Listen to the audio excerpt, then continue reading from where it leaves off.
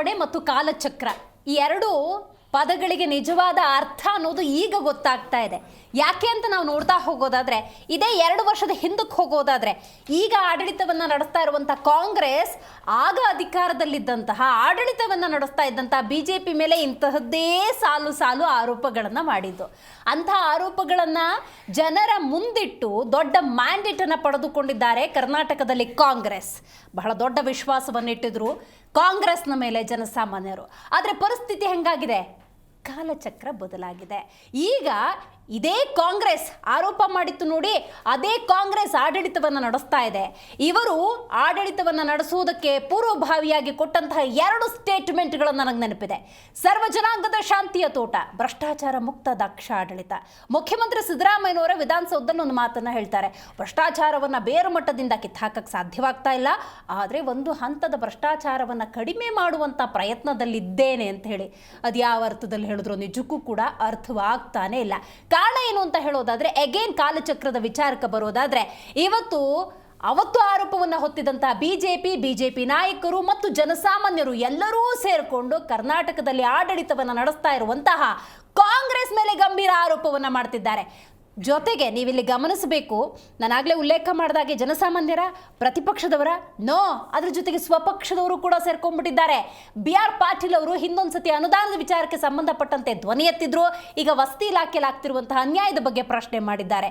ಬಸವರಾಜ ರಾಯರೆಡ್ಡಿ ಅವರು ಈ ಹಿಂದೆ ನಿಮಗೆ ನೆನಪಿರಬಹುದು, ಎಷ್ಟರ ಮಟ್ಟಿಗೆ ಭ್ರಷ್ಟಾಚಾರ ಅನ್ನೋದು ತಾಂಡವಾಡ್ತಿದೆ ಅನ್ನೋದನ್ನ ಉಲ್ಲೇಖ ಮಾಡಿದ್ರು. ಇದೆಲ್ಲದರ ನಡುವೆ ರಾಜು ಕಾಗೆ ಅವರು, BR ಪಾಟೀಲ್ ಅವರೆಲ್ಲ ಹೇಳಿದ ಸತ್ಯವೇ, ಅವರ ಅಪ್ಪನ ಸ್ಥಿತಿ ನಂದಾಗ್ಬಿಟ್ಟಿದೆ ಅಂತ ಹೇಳಿದ್ದಾರೆ. ಇವತ್ತು ವಿಶೇಷವಾಗಿ NY ಗೋಪಾಲಕೃಷ್ಣ ಅವರು ಬಹಳ ಮುಖ್ಯವಾಗಿ, ನಾನು MLA ಆಗಿದ್ದೀನಿ, ಶಾಸಕ ಆಗಿದ್ದೀನಿ, ಈ ಅವಧಿಯಲ್ಲಿ ನನಗೊಂದು ಮೋರಿ ಕೂಡ ಮಾಡೋದಕ್ಕೆ ಆಗ್ತಿಲ್ಲ ಅಂತ ತಮ್ಮ ಅಸಹಾಯಕತೆಯನ್ನು ತೋಡಿಕೊಳ್ತಿದ್ದಾರೆ. ಅಂದರೆ ಎತ್ತ ಸಾಗಿದೆ ಆಡಳಿತ. ಮಾತಾಡೋಣ, ನಾನು ದಿವ್ಯಶ್ರೀ.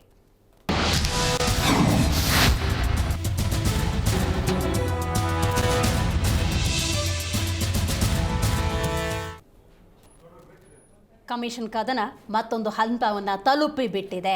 ನಾನಾಗಲೇ ಉಲ್ಲೇಖ ಮಾಡಿದಾಗ ಇಂಥದ್ದೇ ಗಂಭೀರ ಆರೋಪವನ್ನು BJP ಹೊತ್ತಿತ್ತು. ಇವತ್ತು BJPಯೇ ಕಾಂಗ್ರೆಸ್ನ ಮೇಲೆ ಗಂಭೀರ ಆರೋಪವನ್ನು ಮಾಡ್ತಾ ಇದೆ. ಕೇವಲ BJPಯವರೆಲ್ಲ ಮಾಡ್ತಾ ಇರುವಂತಹ ಆರೋಪ ಇದು, ಸ್ವಪಕ್ಷದ ನಾಯಕರು ಆರೋಪವನ್ನು ಮಾಡ್ತಾ ಇದ್ದಾರೆ. ಸದ್ಯ ಸಿದ್ದರಾಮಯ್ಯನವರು ಇಂತಹ ಒಂದು ಬೆಳವಣಿಗೆಯನ್ನು ಹೇಗೆ ನಿಭಾಯಿಸ್ತಾರೆ ಅನ್ನೋದು ಬಹಳ ಮುಖ್ಯ ಆಗುತ್ತೆ. ರೈಟ್, ಮತ್ತೊಂದು ಹಂತವನ್ನು ತಲುಪಿದೆ ಕಮಿಷನ್ ಕದನ. ಸರ್ಕಾರದ ವಿರುದ್ಧ ಮುಂದುವರೆದಿದೆ BJPಯ ಸಮರ. ಕಮಿಷನ್ ಏಜೆಂಟರು ಸರ್ಕಾರವನ್ನು ನಡೆಸ್ತಾ ಇದ್ದಾರೆ. BY ವಿಜಯೇಂದ್ರ ಕೊಟ್ಟಿರುವಂತಹ ಸ್ಟೇಟ್ಮೆಂಟ್ ಇದು. ಮತ್ತೊಮ್ಮೆ ಇದನ್ನು ಉಲ್ಲೇಖ ಮಾಡಲೇಬೇಕು. ಕಮಿಷನ್ ಏಜೆಂಟರು ಸರ್ಕಾರವನ್ನು ನಡೆಸ್ತಾ ಇದ್ದಾರೆ. CM ಅಧಿಕಾರ ಉಳಿಸಿಕೊಳ್ಳಲು ಸಚಿವರಿಗೆ ಟಾರ್ಗೆಟ್ ಏನಾದರೂ ಕೊಟ್ಟಿದ್ದಾರಾ ಅನ್ನುವಂಥ ಪ್ರಶ್ನೆ ಕೂಡ ಉದ್ಭವಿಸಿದೆ. ಸರ್ಕಾರದ ವಿರುದ್ಧ BY ವಿಜಯೇಂದ್ರ ತಮ್ಮ ಆಕ್ರೋಶವನ್ನು ಹೊರಹಾಕಿದ್ದಾರೆ. ಹಣದ ಮುಗ್ಗಟ್ಟು ಎದುರಿಸ್ತಾ ಇದೆಯಾ ಹಾಗಾದರೆ ಸರ್ಕಾರ? ಇನ್ನು ಡಾಕ್ಟರ್ G ಪರಮೇಶ್ವರ್ ಇವರ ಹೇಳಿಕೆ ಬಗ್ಗೆ BJP ನಾಯಕರು ಪ್ರಸ್ತಾಪವನ್ನು ಮಾಡಿದ್ದಾರೆ. ಒಂದು ಯಾವುದೇ ರೀತಿಯ ಯೋಜನೆಗಳು ಅಂದ ಸಂದರ್ಭದಲ್ಲಿ ಅದರ ಬಗ್ಗೆ ಪಾರದರ್ಶಕ ಆಡಳಿತ ಇದ್ದರೆ ಬಹಳ ಸೂಕ್ತ ಅಂತ ಅನಿಸುತ್ತೆ. ಇಂಥ ಆರೋಪಗಳು ಬಂದಾಗ ಆರೋಪ ಸುಳ್ಳು, ಆರೋಪ ಹೊಟ್ಟೆ ಕಿಚ್ಚಿನಿಂದ ಬರ್ತಾ ಇದೆ, ಗ್ಯಾರಂಟಿ ಯೋಜನೆಗಳನ್ನು ಕೊಟ್ಟು ಜನಸಾಮಾನ್ಯರ ಮನಸ್ಸಿನಲ್ಲಿ ನಾವಿದ್ದೇವೆ, ಹಾಗಾಗಿ BJPಯವರು ನಮ್ಮ ಮೇಲೆ ಈ ಥರ ಆರೋಪ ಮಾಡ್ತಾರೆ, AAPಯವರು ಈ ಥರ ನಮ್ಮ ಮೇಲೆ ಆರೋಪ ಮಾಡ್ತಾರೆ, JDSನವ್ರು ನಮ್ಮ ಮೇಲೆ ಈ ಥರ ಆರೋಪ ಮಾಡ್ತಾರೆ ಅನ್ನುವಂಥ ಸ್ಟೇಟ್ಮೆಂಟ್ಗಿಂತ ಎಷ್ಟರ ಮಟ್ಟಿಗೆ ಪಾರದರ್ಶಕವಾಗಿ ನೀವು ಆಡಳಿತವನ್ನು ನಡೆಸ್ತಾ ಇದ್ದೀರಿ? ನೀವೇ ಕೊಟ್ಟಂತಹ ಮಾತಿನ ಪ್ರಕಾರವೇ ನೋಡೋದಾದರೆ ಭ್ರಷ್ಟಾಚಾರ ಮುಕ್ತ ದಕ್ಷ ಆಡಳಿತ ಅಂತ ಹೇಳಿದ್ದೀರಿ. ಅಂತಹ ದಕ್ಷ ಆಡಳಿತವನ್ನು ನೀವು ಎಷ್ಟರ ಮಟ್ಟಿಗೆ ಕೊಟ್ಟಿದ್ದೀರಿ ಅಂತ ಹೇಳಿ ಒಂದು ಪ್ರೆಸ್ ಮೀಟ್ ಮಾಡಿಬಿಟ್ಟು ಒಂದು ಕ್ಲಾರಿಟಿಯನ್ನು ಕೊಟ್ಬಿಟ್ರೆ ಸೂಕ್ತ ಅಂತ ಅನಿಸುತ್ತೆ. ಇಲ್ಲ ಅಂತ ಹೇಳಿದ್ರೆ ಮುಂದಿರುವಂಥ 3 ವರ್ಷದ ಅವಧಿಯಲ್ಲಿ ಬಹುದೊಡ್ಡ ಸಮಸ್ಯೆಯನ್ನು ನೀವು ಎದುರಿಸಬೇಕಾಗತ್ತೆ. ನೀವು ವಿರೋಧ ಪಕ್ಷವನ್ನು ಎದುರಿಸೋದು ಬಹಳ ಸುಲಭ.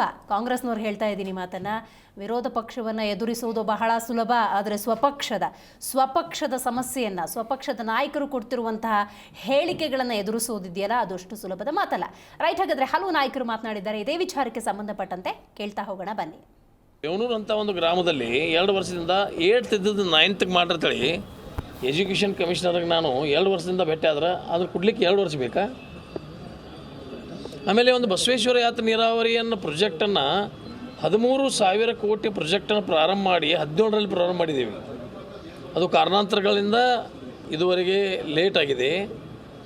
ಅಲ್ಲಿ ಇಂಜಿನಿಯರ್ಗಳು, chief engineer, superintendent engineer, executive engineer, AWಗಳು ಸ್ಪಾಟ್ ಮೇಲೆ ಹೋಗೋದಲ್ಲ.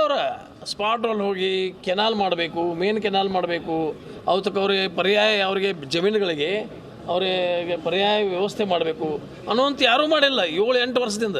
ಆಮೇಲೆ ಇದೇನಿದೆ, ಒಂದು ಪ್ರಾಜೆಕ್ಟ್ ಸರ್ಕಾರ ದುಡ್ಡು ಖರ್ಚು ಮಾಡೋ ಸಂದರ್ಭದಲ್ಲಿ ಅವರಲ್ಲಿ ನಮ್ಮ ಅಧಿಕಾರಿಗಳ ಒಂದು ನಿರ್ಲಕ್ಷ್ಯದಿಂದ ವಿಳಂಬ ಆದ್ರೆ ಅದಕ್ಕೆ ಯಾರು ಹೊಣೆಗಾರರು?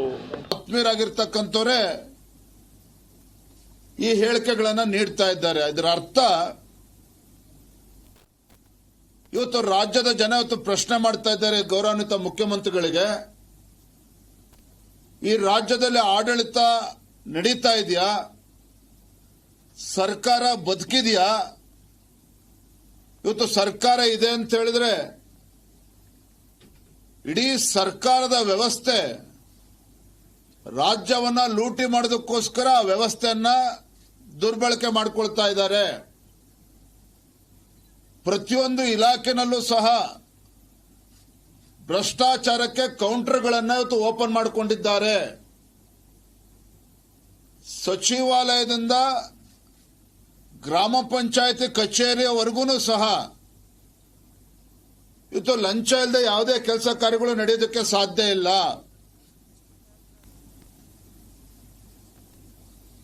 ಮಾನ್ಯ ಕೃಷ್ಣ ಬೈರೇಗೌಡರು ಮೊನ್ನೆ ಹೇಳಿಕೆಯನ್ನು ನೀಡಿದ್ದಾರೆ. ಅಧಿಕಾರಿಗಳ ಸಭೆ ಮುಗಿಸ್ಕೊಂಡು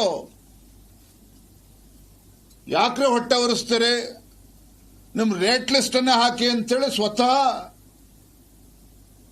ರೆವಿನ್ಯೂ ಮಿನಿಸ್ಟರ್ ಕೃಷ್ಣ ಬೈರೇಗೌಡರು ಹೇಳಿಕೆಯನ್ನು ನೀಡಿದ್ದಾರೆ. ಕೇವಲ ಲೂಟಿಗಿಳಿದಿರ್ತಕ್ಕಂಥ ಮುಖ್ಯಮಂತ್ರಿಗಳು ಮತ್ತು ಮಂತ್ರಿಗಳು ಇವತ್ತು ಜನರ ಶಾಪಗ್ರಸ್ತರಾಗ್ತಾ ಇದ್ದೀರಿ. ಪ್ರತಿಯೊಂದಕ್ಕೂ ನೀವು ಅಂಗಡಿ ತೆಗೆದುಕೊಳ್ತಿದ್ದೀರಿ. ಯಾವ ಡಿಪಾರ್ಟ್ಮೆಂಟಲ್ಲಿ ಲಂಚ ಇಲ್ಲ? ಎಲ್ಲ ಡಿಪಾರ್ಟ್ಮೆಂಟಲ್ಲೂ ಲಂಚ ಇದೆ. ಹೋಗಲಿ, ಒಂದು ಕೆಲಸ ಮಾಡಿ ಮಾನ್ಯ ಮುಖ್ಯಮಂತ್ರಿಗಳೇ, ಜನರು ಕೂಡ ಕನ್ಫ್ಯೂಷನ್ನಲ್ಲಿದ್ದಾರೆ. ಯಾವುದಕ್ಕೆ ಯಾವ ಡಿಪಾರ್ಟ್ಮೆಂಟಲ್ಲಿ ಎಷ್ಟು ಹಣ ಕೊಟ್ಟರೆ ಕೆಲಸ ಆಗುತ್ತೆ ಅನ್ನೋದನ್ನು ನೋಟಿಸ್ ಬೋರ್ಡ್ ಆದರೂ ಹಾಕಿಬಿಡಿ. ಪಾಟ್ಲಿ ಅವರು ಹಿರಿಯವರಿದ್ದಾರೆ, ನನ್ನ ಭಾಳ ಆತ್ಮೀಯರವರು, ಮೋಸ್ಟ್ ಸೀನಿಯರ್ ಲೀಡರ್ ಇದ್ದಾರೆ ಅವರು. ಅವ್ರು ಯಾವ ಥರ ಇಲ್ಲಿದ್ರು ಅಂತ ನನಗೂ ಅರ್ಥ ಆಗ್ತದೆ. ನಾನು ಮಾಧ್ಯಮದಲ್ಲಿ ನೋಡಿದೆ. ನಾನು ಎಲ್ಲ ತಮಗೆಲ್ಲ ಗೊತ್ತಿದ್ದಂಗೆ ಈ ಮನೆಗಳು ಏನು ನಾವು ಹಿಂದಿನ ಸರ್ಕಾರದಲ್ಲಿ ಸಿದ್ದರಾಮಯ್ಯ ಅವರು ಮುಖ್ಯಮಂತ್ರಿ ಇರುವಾಗ 2013ರಿಂದ ಹಿಡ್ಕೊಂಡು 2018ವರೆಗೂ 4,58,000 ಮನೆಗಳು ULB ಸ್ಕೀಮಲ್ಲಿ ಕೊಟ್ಟಿದ್ರು. 2013ರಿಂದ ಹಿಡ್ಕೊಂಡು 2018ವರೆಗೂ 14,58,000 ಮನೆಗಳು ಕೊಟ್ಟಿದ್ರು. ಅದಾದಮೇಲೆ ಸಮ್ಮಿಶ್ರ ಸರ್ಕಾರ ಬಂತು. ಅದಾದಮೇಲೆ 4 ವರ್ಷ BJP ಸರ್ಕಾರ ಬಂತು. ಅವರು ಅವಧಿಯಲ್ಲಿ 5,80,000 ಮನೆಗಳು ಕೊಟ್ಟಿದ್ರು. 5,080 ಮನೆ ಕೊಟ್ಟಿದ್ದು. ನಮ್ಮ ಸರ್ಕಾರ ಬಂದಾದಮೇಲೆ 9.5 ಲಕ್ಷ ಆನ್ಗೋಯಿಂಗ್ ಮನೆಗಳು ನಡೀತಾ ಇತ್ತು. ಇದು ಮನೆಗಳು ಕಟ್ಟಬೇಕಾದ್ರೆ 1,20,000 ರೂಪಾಯಿ 1,20,000 ನಾವು ಕೊಡ್ತೀವಿ. ಅಂದರೆ ಅವರೇ ಕಟ್ಕೊಳ್ಳೋದು. ಅಂದರೆ ಒಂದು 3 ಹಂತದಲ್ಲಿ ಅವ್ರಿಗೆ ದುಡ್ಡು ಕೊಡ್ತೀವಿ. ಪಾಯಾಗಿ 30,000 ಅಂತ, ಒಂದು ರೂಮ್ ಬಂದರೆ ಇನ್ನೊಂದು 30,000 ಹಂಗೆ 3 ಹಂತಲ್ಲಿ ಮನೆ ಕೊಡ್ತೀವಿ. ಈ 4 ವರ್ಷದಿಂದ ಹೊಸ ಮನೆ ಟಾರ್ಗೆಟ್ ಕೊಟ್ಟಿಲ್ಲ. ಕಾರಣ ಅಂದರೆ ಮೊನ್ನೆನೂ ನಮ್ಮ ಸರ್ಕಾರ ಬಂದಾದಮೇಲೆ ಮುಖ್ಯಮಂತ್ರಿಗಳು ಮೊನ್ನೆನೂ ಬಜೆಟಲ್ಲಿ ನನ್ನ ಮುಖ್ಯಮಂತ್ರಿಗಳು ಒತ್ತಡ ಮಾಡಿದೆ. ಇಲ್ಲ ಸರ್, MLAಗಳದು ಭಾಳ ಒತ್ತಡ ಇದೆ. ಮನೆಗಳು ಹಿಂದಿನ ಸರ್ಕಾರದಲ್ಲಿ ತಾವೇ ಇರುವಾಗ ಹೈಯೆಸ್ಟ್ ಮನೆಗಳು ಕೊಟ್ಟಿದ್ದು, ಈ ಮನೆಗಳು ಇಲ್ಲ, ಮನೆಗಳು ಬೇಕಂತೇಳ್ಬಿಟ್ಟು MLAಗಳು ಭಾಳ ಒತ್ತಡ ಆಗ್ತಾ ಇದ್ದಾರೆ ಅಂತ ಮುಖ್ಯಮಂತ್ರಿಗೂ ಗಮನಕ್ಕೂ ತಂದೆ. ಮುಖ್ಯಮಂತ್ರಿನೂ ಬಜೆಟ್ ರಿವ್ಯೂ ಮೀಟಿಂಗಲ್ಲಿ, ಆಮೇಲೆ ನಾವೆಲ್ಲ ಬಜೆಟ್ ರಿವ್ಯೂ ಮೀಟಿಂಗಲ್ಲಿ ಕೂತ್ಕೊಂಡು ಏನು ನಾವು 1,20,000 ಕೊಡ್ತಾಯಿದ್ವಿ, ಅದಕ್ಕೆ 3.5 ಲಕ್ಷ ರೂಪಾಯಿ ಮಾಡಬೇಕು ಅಂತ ನಾನು ಬೇಡಿಕೆಯನ್ನು ಇಟ್ಟೆ ಮುಖ್ಯಮಂತ್ರಿಗೆ. ಏನಕ್ಕಂದರೆ 1,20,000ದಲ್ಲಿ ಏನೂ ಆಗಲ್ಲ, 3.5 ಲಕ್ಷ ಕೊಡಬೇಕು.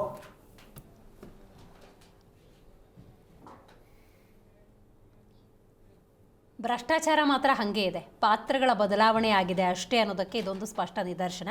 ರೈಟ್, ಈ ಬಗ್ಗೆ ಮಾತಾಡಲಿಕ್ಕೆ ಮೊದಲನೇದಾಗಿ ನಮ್ಮ ಕಾರ್ಯಕ್ರಮದಲ್ಲಿ JDS ವಕ್ತಾರರಾಗಿರುವಂತಹ ನಾಗೇಂದ್ರ ಬಾಬು ಪ್ರಸಾದ್ ಅವರಿದ್ದಾರೆ. ಸರ್ ನಮಸ್ಕಾರ. ಇನ್ನು BJP ವಕ್ತಾರರಾಗಿರುವಂತಹ ಉತ್ಕರ್ಷ್ ಅವರಿದ್ದಾರೆ. ನಮಸ್ಕಾರ. ಇನ್ನು ಕಾಂಗ್ರೆಸ್ ವಕ್ತಾರರಾಗಿರುವಂತಹ ಕುಮಾರ್ ಅವರಿದ್ದಾರೆ. ನಮಸ್ಕಾರ. AAP ವಕ್ತಾರರಾಗಿರುವಂತಹ ಇರ್ಷಾದ್ ಪಾಷಾ ಅವರಿದ್ದಾರೆ. ನಮಸ್ಕಾರ. ಇನ್ನು ರಾಜಕೀಯ ವಿಶ್ಲೇಷಕರಾಗಿರುವಂತಹ ಪ್ರೊಫೆಸರ್ ಚಂಬಿ ಪುರಾಣಿಕ್ ಅವರು ಝೂಮ್ನಿಂದ ಕನೆಕ್ಟ್ ಆಗಿದ್ದಾರೆ. ಸರ್ ನಮಸ್ಕಾರ. ನಮಸ್ಕಾರ. ಮಾತಾಡ್ತೀನಿ ಸರ್, ಹಂಗೆ ಸಂಪರ್ಕದಲ್ಲಿರಿ. ಓಕೆ. ನಾಗೇಂದ್ರ ಬಾಬು ಸರ್, ನೀವು ಹೇಳಬೇಕು.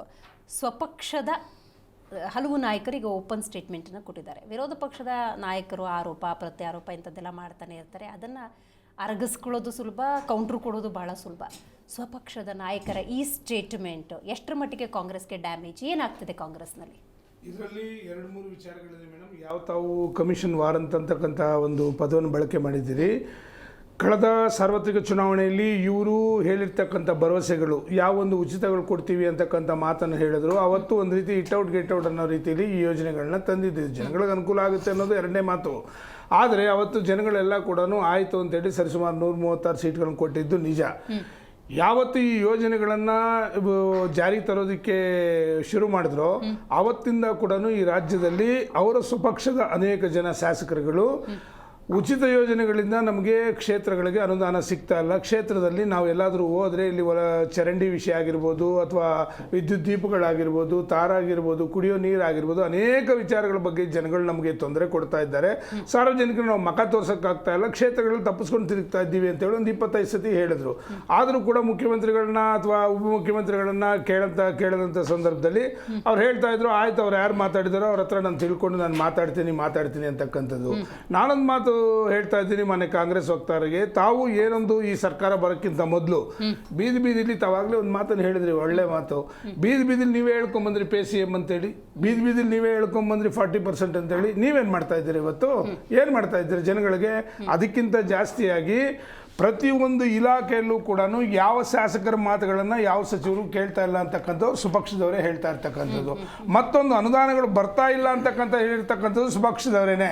ವಿರೋಧ ಪಕ್ಷದಲ್ಲಿರ್ತಕ್ಕಂಥವರಾಗಿ ನಾವು ಹಗಲು ರಾತ್ರಿ ಅನೇಕ ಸಂದರ್ಭಗಳಲ್ಲಿ ಈ ವಿಚಾರಗಳನ್ನು ಜನಗಳ ಮುಂದೆ ಇಟ್ಟಿದ್ದೀವಿ, ಆಡಳಿತದ ಮುಂದೆ ಇಟ್ಟಿದ್ದೀವಿ. ತಿದ್ಕೋತೀವಿ ಅಂತಕ್ಕಂಥ ಮಾತನ್ನು ಹೇಳಿದ್ರು. ನಮ್ದು ಶಿಸ್ತಿನ ಪಕ್ಷ ಅಂತಂದ್ರು. ಎಲ್ಲಿವರೆಗೂ ಶಿಸ್ತಿನ ಪಕ್ಷ ಅಂದರೆ ದಿನ ಬೆಳಗಾದ್ರೆ ಒಬ್ಬರು ಹೇಳಿಕೆಗಳು ಕೊಡುವಂಥ ಸಂದರ್ಭದಲ್ಲಿ ಇವರು ರಾಷ್ಟ್ರೀಯ ಅಧ್ಯಕ್ಷರೇ ಬಂದು ಬಾಯಿ ಮುಚ್ಕೊಂಡು ಕೂತ್ಕೋಬೇಕು ಅನ್ನೋ ಮಟ್ಟ ತನಕ ಕೂಡ ಆಯಿತು. ಅಷ್ಟೆಲ್ಲ ಹೇಳಿದ್ರು ಕೂಡ ಇವತ್ತು ಸಾರ್ವಜನಿಕರ ಒಂದು ತೊಂದರೆಗಳನ್ನು ತಡೆಯೋಕ್ಕಾಗ್ದೇನೆ ಅವರು ನಮ್ಮ ಬೇಲೂರು ಗೋಪಾಲಕೃಷ್ಣ ಅವರಾಗಿರ್ಬೋದು, ರಾಜು ಕಾಗೆ ಅವರಾಗಿರ್ಬೋದು, ಅಥವಾ ನಮ್ಮ ಬಿ ಆರ್ ಪಾಟೀಲ್ ಹಿರಿಯ ಮುಖಂಡರಿದ್ದಾರೆ. ಅವ್ರಿಗೆ ಅವ್ರದ್ದೇ ಅಂತ ರಾಜಕೀಯದ ಒಂದು ಶಕ್ತಿ ಇದೆ, ಹಿನ್ನೆಲೆ ಇದೆ.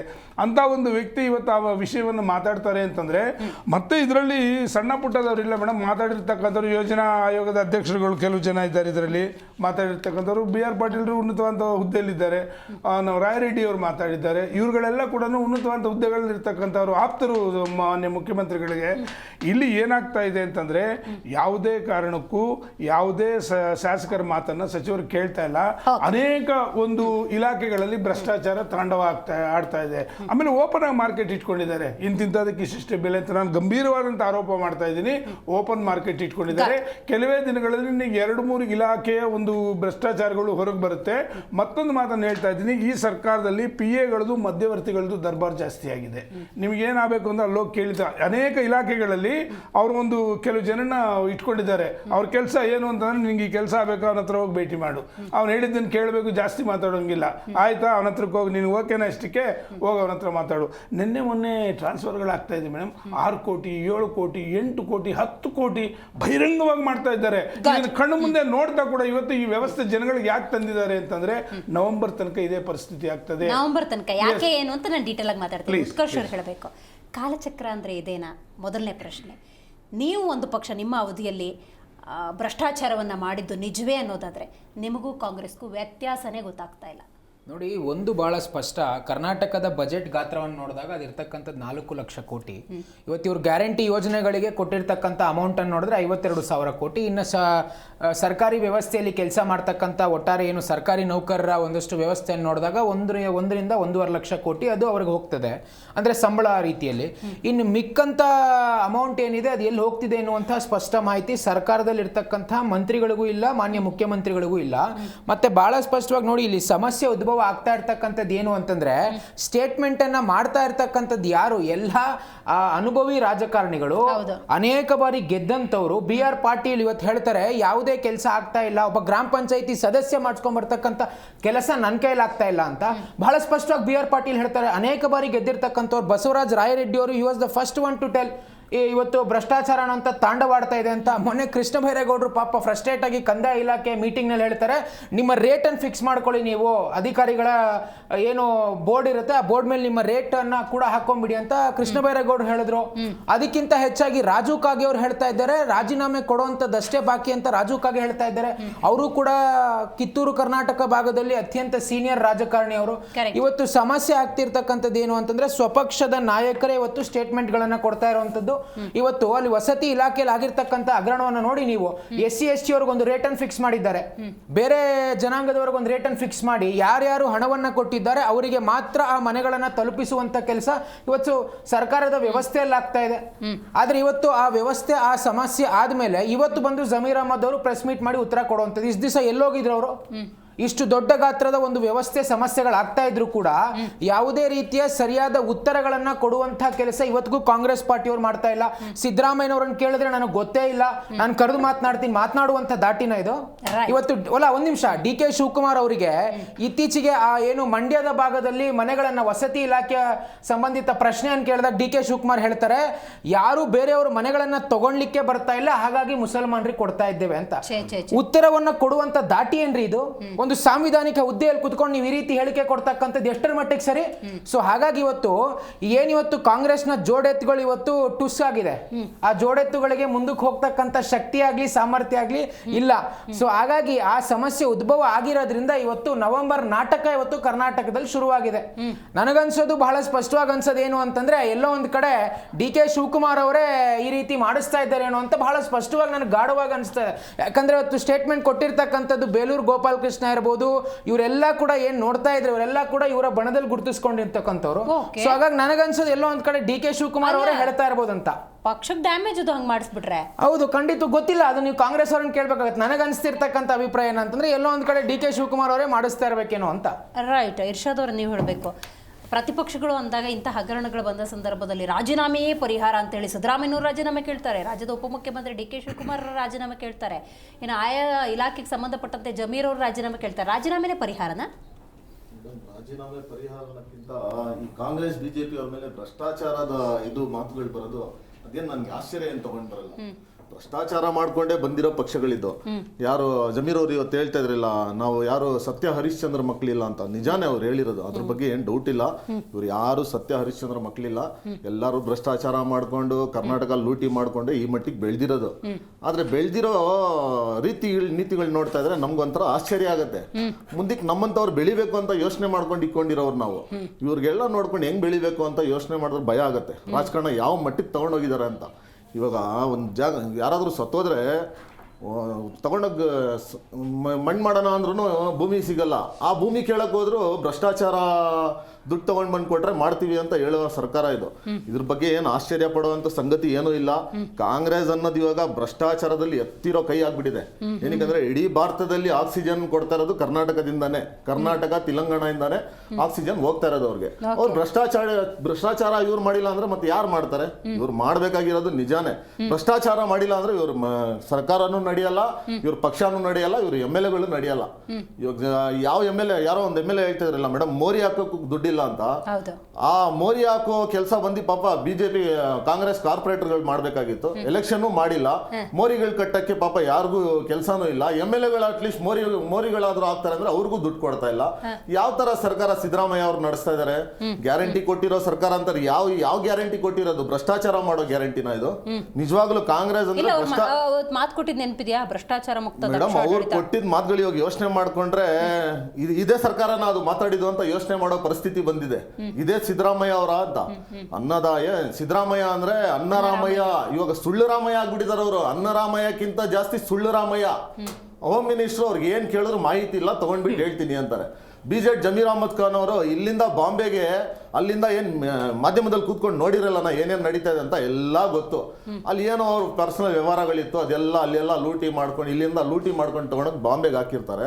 ಆ ದುಡ್ಡೆಲ್ಲ ಸೇಫ್ ಮಾಡ್ಬಿಟ್ಟು ತಿರ್ಗಾ ಇಲ್ಲಿ ಬಂದ್ಬಿಟ್ಟು ಕೂತ್ಕೊಂಡು ಪ್ರೆಸ್ ಕಾನ್ಫರೆನ್ಸ್ ಅಲ್ಲಿ ನಮ್ಗೆ ನೋಡಿ ಸರ್, ನಮ್ಮ ಅಭಿಪ್ರಾಯ ಹೇಳೋವಾಗ ದಯವಿಟ್ಟು ನೀವು ಬಿಟ್ಕೊಡಿ. ಏನಕ್ಕಂದ್ರೆ ಮಾಡಿರೋ ಕೆಲಸನೇ ನಾವ್ ಹೇಳ್ತಾ ಇರೋದು, ನಾವೇನ್ ಬರ್ಕೊಂಡ್ ಬಂದಿಲ್ಲ. ಇಲ್ಲಿ ನೀವು ಮಾಡ್ತಾ ಇರೋದು ಜನ ಹೇಳಿರೋದು, ಇಲ್ಲಿ ಬಂದು ಕೂತ್ಕೊಂಡು ಹೇಳ್ತಾ ಇರೋದು. ಲೂಟಿನೇ ಮಾಡಿಲ್ಲ ನಾ, ಲೂಟಿ ಮಾಡಿಲ್ಲ ಅಂತ ಹೇಳ್ಬಿಡಿ, ಬೇಕಾದ್ರೆ ಹೇಳೋಣ.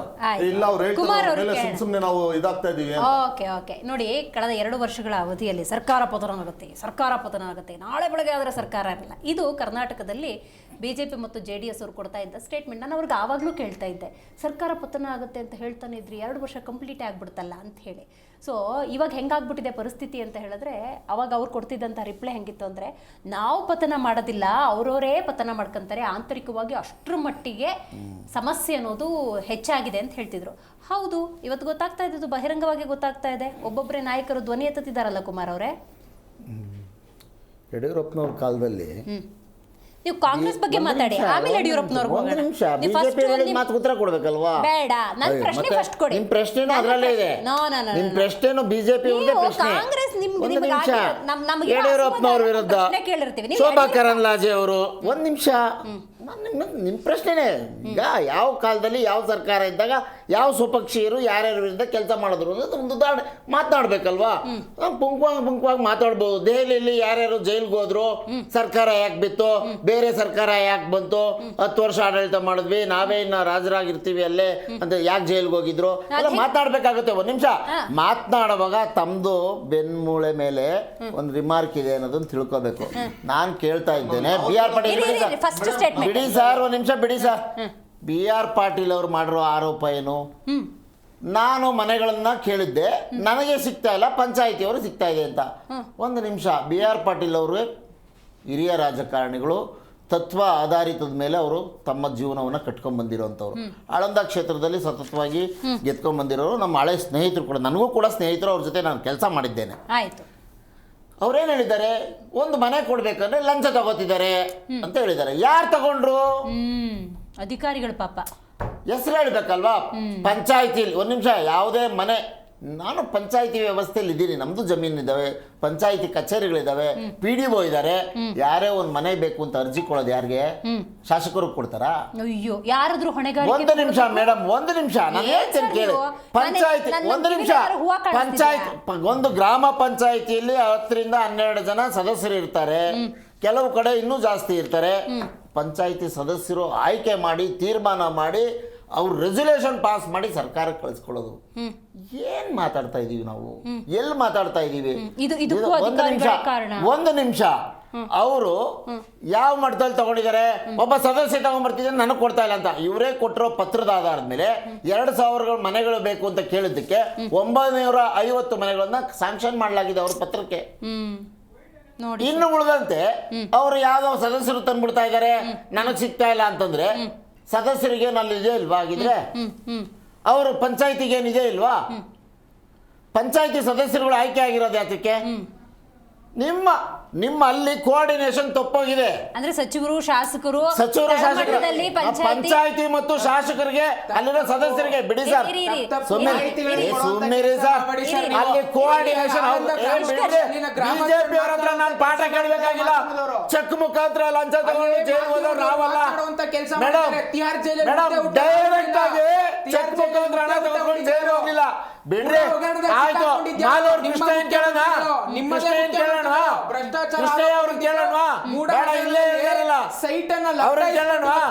ಬಿಡ್ರಿ, ನಮಗ್ ಗೊತ್ತಿದೆ, ಸುಮ್ಮನಿರಿಯಪ್ಪ. ಬಿಜೆಪಿ ಅವ್ರ ಹಣೆ ಬರ ನಮಗ್ ಗೊತ್ತಿದೆ, ಬಿಜೆಪಿ ಅವ್ರ ಹಣೆ ಬರ ನಮಗ್ ಗೊತ್ತಿದೆ. ಆಯ್ತು, ಶಾಡೋ ಮುಖ್ಯಮಂತ್ರಿ ಆಗಿ ಯಡಿಯೂರಪ್ಪನವ್ರು ಸಹಿ ಆಗ್ತಿದ್ದವ್ರು ಯಾರು ಅಂತ ಯತ್ನಾಳ್ ಅವ್ರು ಹೇಳ್ತಿರ್ತಾರೆ ದಿನ. ಕೇಳಿ,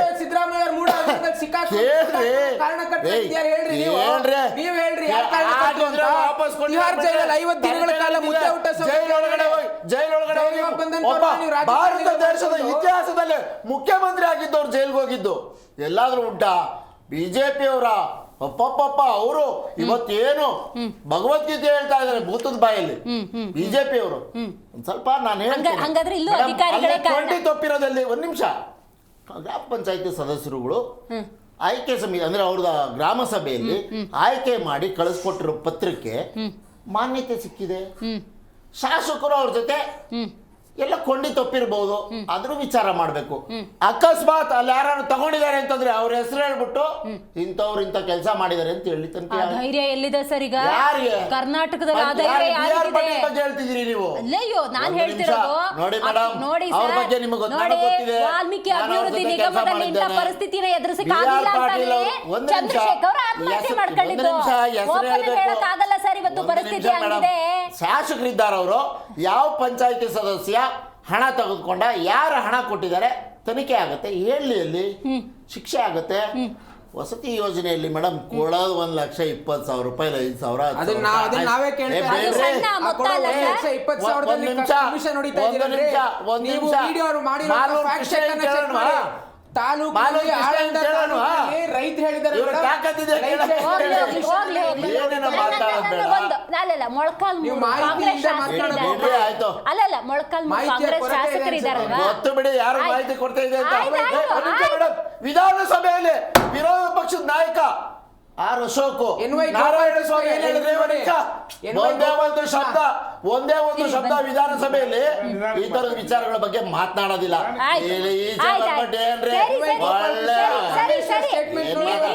ವಿರೋಧ ಪಕ್ಷದ ನಾಯಕರಿಗೆ ಒಳ್ಳೆ ಕರೆಕ್ಟ್ ಕೆಲಸ ಮಾಡಕ್ ಹೇಳ್ರಿ. ಫಸ್ಟ್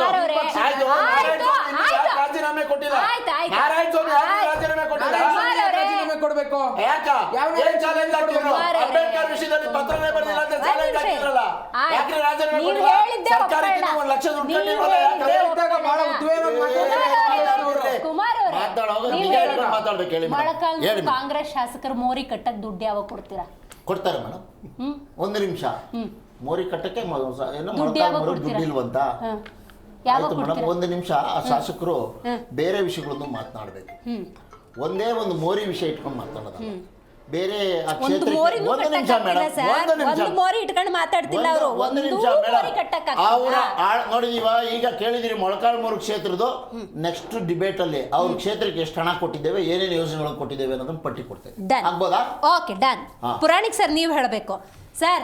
ಭ್ರಷ್ಟಾಚಾರ ಹಂಗೇ ಇದೆ ಸರ್, ಪಾತ್ರದ ಬದಲಾವಣೆ ಆಗಿದೆ ಅಷ್ಟೇ.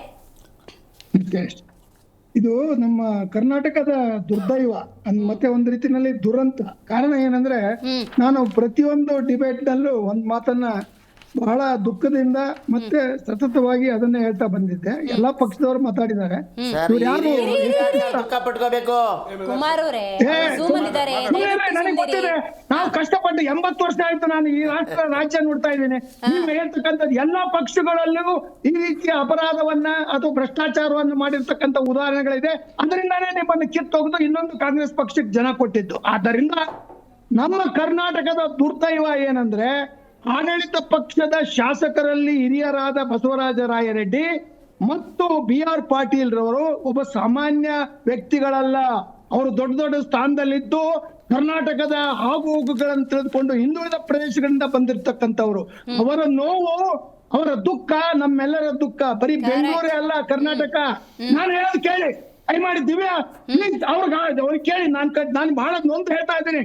ಇವ್ರು 1000 ಹೇಳ್ಬೋದು, ಯಾವುದೇ ಪಕ್ಷದವರ ಒಂದು ಮಾತನ್ನ ನಾನು ನಂಬಲಿಕ್ಕೆ ಸಾಧ್ಯವಿಲ್ಲ. ಎಲ್ಲ ಯೇಸು ಕ್ರಿಸ್ತ ಒಂದು ಮಾತು ಹೇಳಿದಂತೆ, ಯಾರು ಪಾಪ ಮಾಡಿಲ್ಲವೋ ಅವರು ಮೊದಲು ಕಲ್ಲನ್ನು ಎಸೆಯಿರಿ ಆ ಮಹಿಳೆ ಮೇಲೆ ಅಂತ ಹೇಳಿದ್ರು. ಅಂದ್ರೆ ಏನಾಯ್ತು, ಎಲ್ಲರೂ ಕಲ್ಲು ಎಸೆಯೋದು ಬಿಟ್ಟು ಕೂತ್ಕೊಂಡ್ರು. ಅದರಿಂದ ನನ್ನ ಮಾತೇನಂತಂದ್ರೆ, ಇವತ್ತು BR ಪಾಟೀಲ್ ಹೇಳಿರ್ತಕ್ಕಂಥದ್ದಾಗ್ಲಿ, ರಾಯರೆಡ್ಡಿ ಹೇಳಿರ್ತಕ್ಕಂಥದ್ದಾಗ್ಲಿ, ಮತ್ತೆ ಯಾವ ರೀತಿಯ ಒಂದು ತಾರತಮ್ಯ ಅಲ್ಲಿ ನಡೀತಾ ಇದೆ ಅಂದ್ರೆ ಏನಾಯ್ತು, ನಾನು ಒಂದು ಉದಾಹರಣೆ ಕೊಡ್ತೇನೆ. ಕುಮಾರ್ ಆಗ್ಲಿ ಯಾರೇ ಆಗ್ಲಿ ಅವರೆಲ್ಲ ಬಹಳ ಇನ್ನೂ ಕಲಿಬೇಕು, ಬಹಳ ತಿಳ್ಕೋಬೇಕು. ಬರೀ ವಾದ ಮಾಡುವುದಲ್ಲ, ವಾದ ಸತ್ಯವನ್ನ ಮುಚ್ಚಲಿಕ್ಕೆ ಸಾಧ್ಯ ಇಲ್ಲ. ಕೇಳಿ, ಯಾವುದೇ ಒಂದು ಸರ್ಕಾರಿ ಕಾರ್ಯಾಲಯಕ್ಕೆ ಆಫೀಸ್ಗೆ ನೀವು ಹೋದ್ರೆ ಲಂಚ ಇಲ್ಲದೆ ಏನೂ ನಡೆಯುವುದಿಲ್ಲ.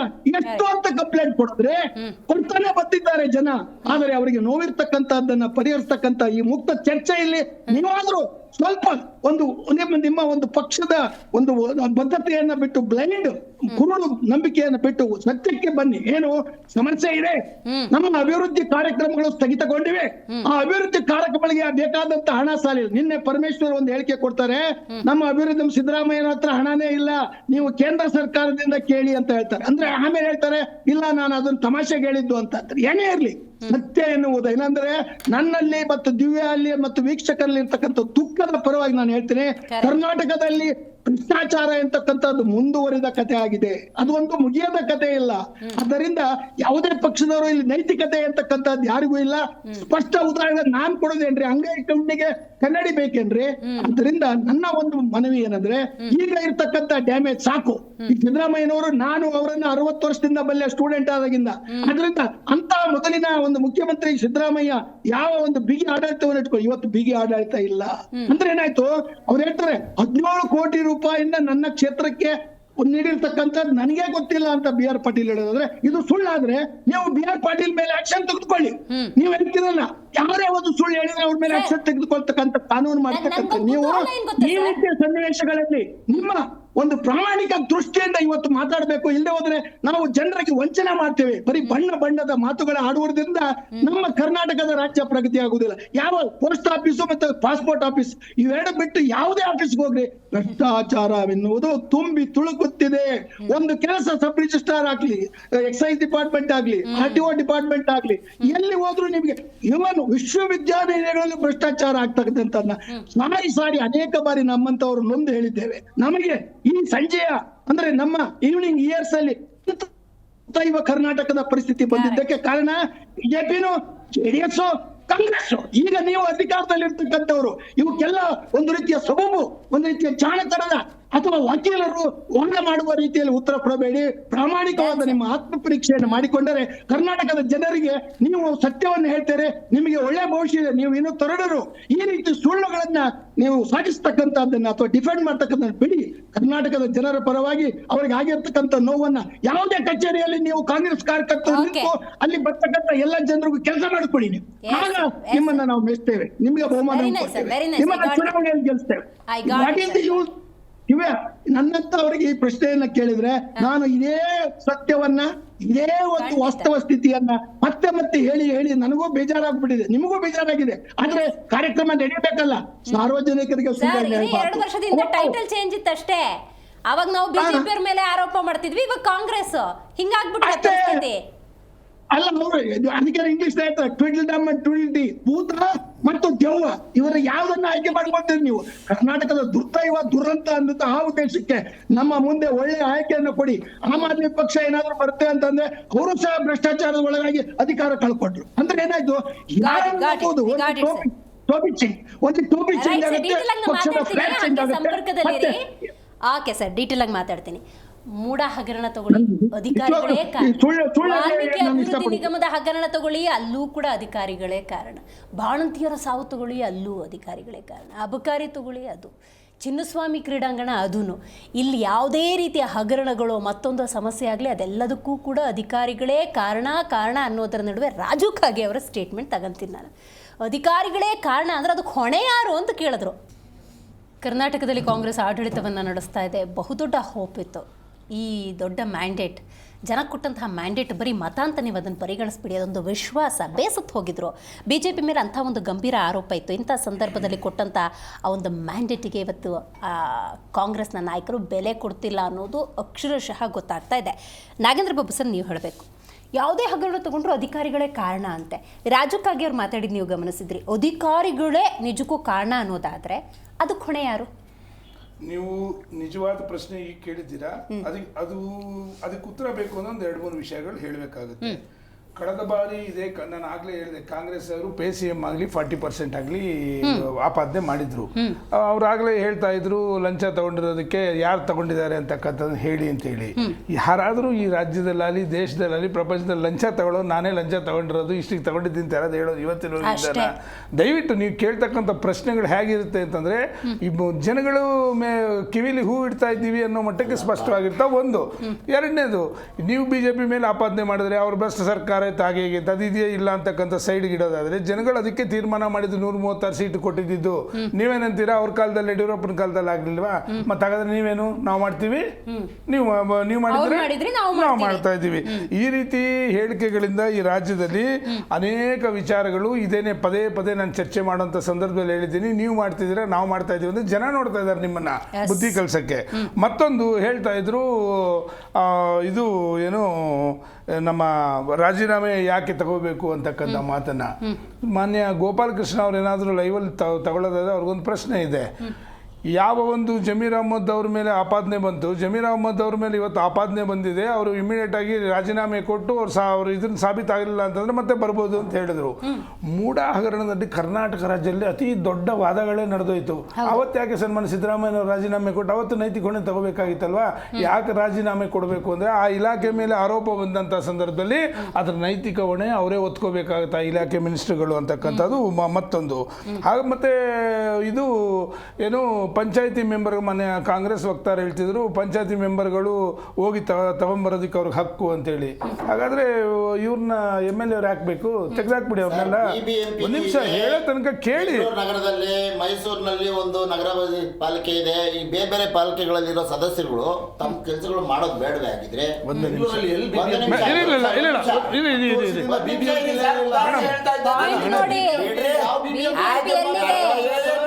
ಎಲೆಕ್ಷನ್ ಆಗಿದೆ, ಜನ ಸಮಸ್ಯೆಯನ್ನು ಯಾರು ಕೇಳಬೇಕು? ನೀವು ಅಧಿಕಾರಕ್ಕೆ ಬಂದು 2 ವರ್ಷ ಆಯ್ತು, ನೀವೇನಾದ್ರೂ ಮಾಡ್ತಾ ಇದ್ದೀರಾ? ರಸ್ತೆ ಗುಂಡಿ ಹೋಗಿಲ್ಲ, ಜನರ ಸಮಸ್ಯೆ ಅನ್ನೋದು ಕಮ್ಮಿ ಆಗಿಲ್ಲ ಸರ್. ಹೇಳ್ತಾ ಇದ್ದೇನೆ ಅಂದ್ರೆ ಸ್ಥಳೀಯ ಸಂಸ್ಥೆಗಳಿಂದ ಆಯ್ಕೆ ಆಗಿರುವಂತ ಸದಸ್ಯರಿಗೆ ನಾಳೆ ದಿನ ಪ್ರಸಾದ್ ಅವರು BBMP ನಿಲ್ತಾರೆ, ಅಲ್ಲೇನೋ ಕಾರ್ಯಕ್ರಮಗಳು ಆಗ್ತದೆ. ಬಿಡಿಯಪ್ಪ ಲೋಕಲ್ ಸಮಸ್ಯೆ MLA ತಕ್ಷಣ ತಕ್ಷಣ ಅವ್ರಂಗೆ ಯಾವಾಗಲೂ ಅವ್ರಂಗೆ ಮಾತಾಡೋದು ಯಾವಾಗಲೂ.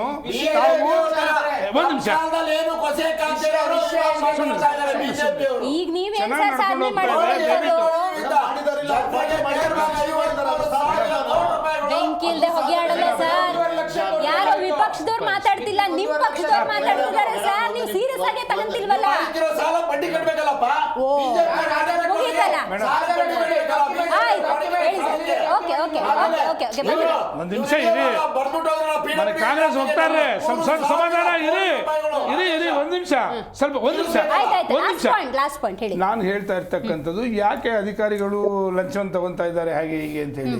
ನಾನು ಆಗಲೇ ಹೇಳಿದೆ, ನಾನು ಸೂಕ್ಷ್ಮವಂತ ಕೆಲವು ಪದಗಳನ್ನ ತಾವು ಅಬ್ಸರ್ವ್ ಮಾಡಬೇಕು. ಇವತ್ತು ಯಾವ ಟ್ರಾನ್ಸ್ಫರ್ಗಳಿದೆ, ಅಧಿಕಾರಿಗಳ ಹತ್ರ ಒಂದೊಂದು ಅಧಿಕಾರಿಗೆ ಒಂದೊಂದು ರೇಟ್ಗಳು ಫಿಕ್ಸ್ ಮಾಡಿ ತಗೊಂತಾ ಇದ್ದಾರೆ. ಬಂಡವಾಳ MLAಗಳು ಒಂದು ನಿಮಿಷ ಬಂಡವಾಳ ಇರಬೇಕು, ಒಂದು ನಿಮಿಷ ಇರಬೇಕು. ನೋಡಿ, ಇದೇ ಅಭಾಸ್ ಆಗೋದು. ಕಾಂಗ್ರೆಸ್ ವಕ್ತಾರಗಳಿಗೆ ಅಭಾಸ್ ಮಾಡ್ಬಿಟ್ಟು ಬನ್ನಿ ಅಂತ ಹೇಳ್ತಿದ್ದಾರೆ. ದಯವಿಟ್ಟು ಹೇಳೋ ತನಕ ಕೇಳಿ, ಒಂದು ನಿಮಿಷ ಹೇಳೋ ತನಕ ಕೇಳಿ.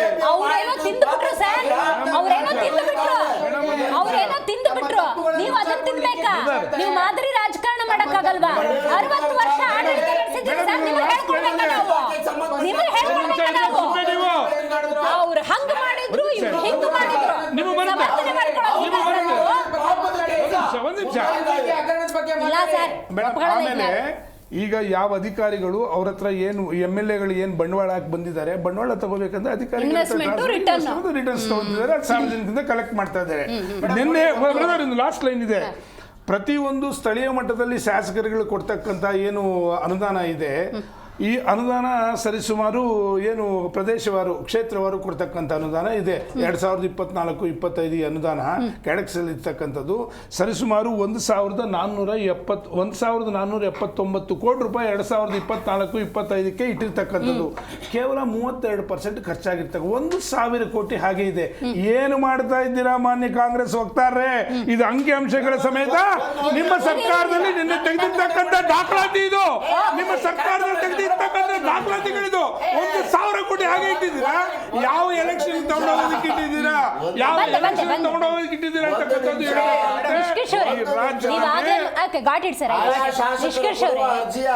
ಕುಮಾರ್ ಅವರೇ ಒಂದ್ ನಿಮಿಷ ಇರಿ. ನೀವಾಗಲೇ ಒಂದು ಪಾಯಿಂಟ್ ಹೇಳಿದ್ರಿ, ನವೆಂಬರ್ ಹಂಗಾಮ ಅಂತ ಹೇಳಿ. ಈಗ ನೋಡಿ, ಸಂಪುಟ ಪುನರ್ರಚನೆ ಅಥವಾ CMA ಬದಲಾವಣೆ ಆಗ್ತಾರೆ ಇಂಥ ಚರ್ಚೆಯ ನಡುವೆ ಈಗೇನಾದ್ರು BR ಪಾಟೀಲ್ ಅವರು, ರಾಜು ಕಾಗೆ ಅವರು ತಮ್ಮ ಸ್ಥಾನವನ್ನು ಗಿಟ್ಟಿಸ್ಕೊಳ್ಳೋದಕ್ಕೆ ಈ ಥರ ದಾಳ ಪ್ರಯೋಗ ಮಾಡ್ತಿದ್ದಾರಾ? ಒಂದು ಪ್ರಶ್ನೆ. ಎರಡನೇದು, ಕರೆದು ಮಾತಾಡ್ತೀನಿ ಅಂತ ಸಿದ್ದರಾಮಯ್ಯನವ್ರು ಹೇಳ್ತಾರಲ್ಲ, ಕರ್ದಿನವ್ರು ಬೇರೆ ಪೋಸ್ಟ್ ಕೊಡ್ತಾರಾ? ಹಿಂಗೆ ನೋಡಿ, ಅದನ್ನೇ ಮಾಡಿದಂಥದ್ದು. BR ಪಾಟೀಲ್ಗೆ ಮಾಡಿದ್ದೇನು? ಅವ್ರು ಮಾತನಾಡುವಂತ 20 ಜನ ಲೆಟರ್ ತಗೊಂಡು ಹೋದಾಗ ಕಾಂಗ್ರೆಸ್ನ MLAಗಳ ಲೆಟ್ರು ಅವ್ರು ಮಾಡಿದ್ದೇನು ಕರೆದು ಆಯೋಗದ ಅಧ್ಯಕ್ಷರು ಮಾಡಿದ್ರು. ನೋಡಿ, ಮಾಧ್ಯಮದಲ್ಲಿ ಮಾತನಾಡಬೇಕಾದ್ರೆ ವಿಚಾರದ ಸ್ಪಷ್ಟತೆ ಇರಬೇಕು. ಸುಮ್ಮನೆ ಕಿರ್ಚಾಡಿದ್ರೆ ಮಾಹಿತಿ ಹೋಗೋದಿಲ್ಲ. ಒಬ್ಬ MLA NY ಗೋಪಾಲಕೃಷ್ಣ ಮಾತಾಡ್ತಾ ಹೇಳ್ತಾ ಒಂದ್ ಚರಂಡಿ ಹಾಕಕ್ಕಾಗಲ್ಲ ಅಂದ್ರೆ ಇದಕ್ಕಿಂತ ದುರ್ದೈವ ಬೇಕಾ? ನೀವು RCB ಕಾಲ್ತುಳಿತದ ವಿಚಾರದಲ್ಲಿ ಸತ್ಯ ವ್ಯಕ್ತಿಯವರು ಬಹಳ ಸ್ಪಷ್ಟವಾಗಿ ಹೇಳ್ತಾರೆ, ನಮಗೆ ಮ್ಯಾನೇಜ್ ಮಾಡಕ್ ಆಗ್ತಾ ಇಲ್ಲ ಅಂತ. ದಯಾನಂದ್ ಹೇಳಿದಂತ ಮಾಹಿತಿಯನ್ನ ನಿಮ್ಮ MLC ಯಾಕೆ ಮುಚ್ಚಿಟ್ರು ಸಿದ್ದರಾಮಯ್ಯನಿಂದ? ಯಾಕೆ ತೆಗ್ದು ಹಾಕಿದ್ ನೀವು ಗೋವಿಂದರಾಜನ? ಇದಕ್ಕೆ ಉತ್ತರ ಕೊಡಿ ನೀವು ಬಹಳ ಸ್ಪಷ್ಟವಾಗಿ. ಅದ್ ಬಿಟ್ಟು ಸುಮ್ಮನೆ ಕಿರ್ಚಾಡುವಂತಲ್ಲ. ಹಾಗಾಗಿ ಅಧಿಕಾರಿಗಳ ಮೇಲೆ ಕೆಲಸವನ್ನು ಮಾಡಬಾರ್ದು. ಅಧಿಕಾರಿಗಳ ಮೇಲೆ ಗೊತ್ತನ್ನು ಮಾಡತಕ್ಕಂಥ ಕೆಲಸ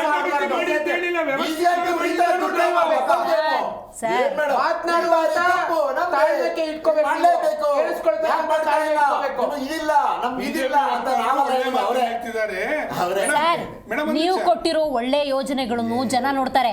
ನೀವು ಕೊಡುವಂತ ಇಂತ ಹೇಳಿಕೆಗಳನ್ನು ಗಮನಿಸ್ತಾರೆ. ನೀವು ಅರ್ಥ ಮಾಡ್ಕೋಬೇಕು ಸರ್.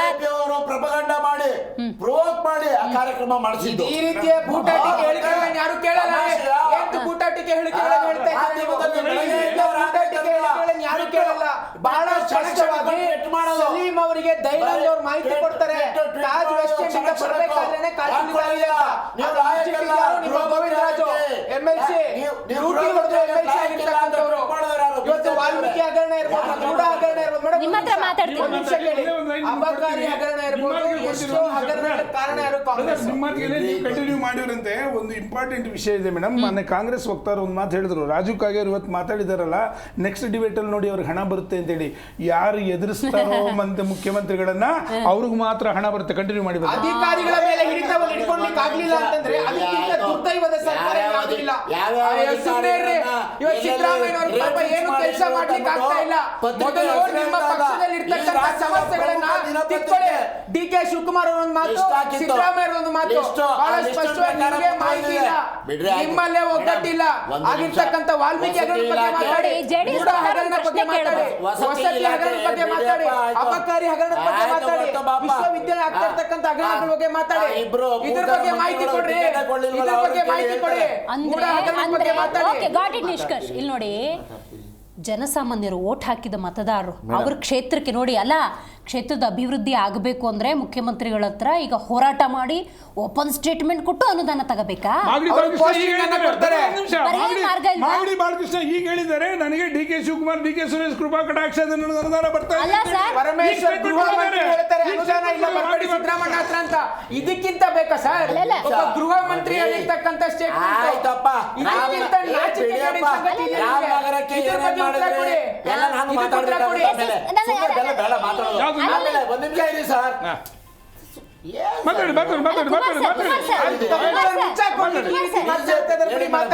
ನೋಡಿ, ಕೊತ್ತೂರು ಮಂಜುನಾಥ್ ಅವ್ರನ್ನ ತಗೊಳ್ಳಿ, ಪುಲ್ಕೇಶ್ ನಗರ AC ಶ್ರೀನಿವಾಸ ತಗೊಳ್ಳಿ, ನಮ್ಮ ಕ್ಷೇತ್ರಕ್ಕೆ ಅನುದಾನ ಬಂದಿದೆಯಪ್ಪ ನೋಡಿ, ಕ್ಷೇತ್ರ ಎಷ್ಟು ಅಭಿವೃದ್ಧಿ ಆಗ್ತಿದೆ ಅಂತಾರೆ. ಅಂದ್ರೆ ಒಂದಷ್ಟು ತಾರತಮ್ಯ ನಡೀತಾ ಇದೆ. ಕೆಲವ್ರಿಗೆ ಸಿಗುತ್ತೆ, ಕೆಲವ್ರಿಗೆ ಸಿಗಲ್ಲ ಅಂತಾನೆ. ಉತ್ತರ ಕರ್ನಾಟಕ ಕೈ ಬಿಟ್ಬಿಟ್ಟಿದ್ದೀರಾ ಹಂಗಾರೆ? ಮೇಡಮ್, ಕಲ್ಯಾಣ ಕರ್ನಾಟಕದ ಅಭಿವೃದ್ಧಿಗೆ ಅಂತಾನೆ ಒಂದು ಸಮಿತಿ ಇದೆ, ಅದಕ್ಕೆ ಹಣ ಬಿಡುಗಡೆ ಆಗ್ತಿಲ್ಲ. ಅಲ್ಲಿ ಯಾರು ಚರ್ಚೆ ಮಾಡಲ್ಲ. ನೋಡೋಣ. ವಿಧಾನಸಭೆಯ ವಿರೋಧ ಪಕ್ಷದ ನಾಯಕರಿದ್ದಾರೆ, ವಿಧಾನ ಪರಿಷತ್ನ ವಿರೋಧ ಪಕ್ಷದ ನಾಯಕರಿದ್ದಾರೆ. ಯಾಕೆ ಒಂದಿನ 3 ಸಭೆ ಅಲ್ಲೇ ನಡೀತು ಬೆಳಗಾವಿಯಲ್ಲಿ ಅಧಿವೇಶನ. ಆ ವಿಷಯ ಒಂದು ನಿಮಿಷ, ನಾನೊಂದು ಕೇಳ್ತಾ ಇದ್ದೀನಿ ಮೇಡಮ್ ನಿಮ್ಮ ಪ್ರಶ್ನೆಗೆ. ಕಲ್ಯಾಣ ಕರ್ನಾಟಕದ ಅಭಿವೃದ್ಧಿಗೆ ಏನ್ ಮಾಡ್ತಾರೆ? ಬೆಳಗಾವಿಯಲ್ಲೇ ಅಧಿವೇಶನ ನಡೀತು, ಒಂದು ಶಬ್ದ ವಿರೋಧ ಪಕ್ಷದ ನಾಯಕರಿಬ್ರು ಮಾತನಾಡಲಿಲ್ಲ.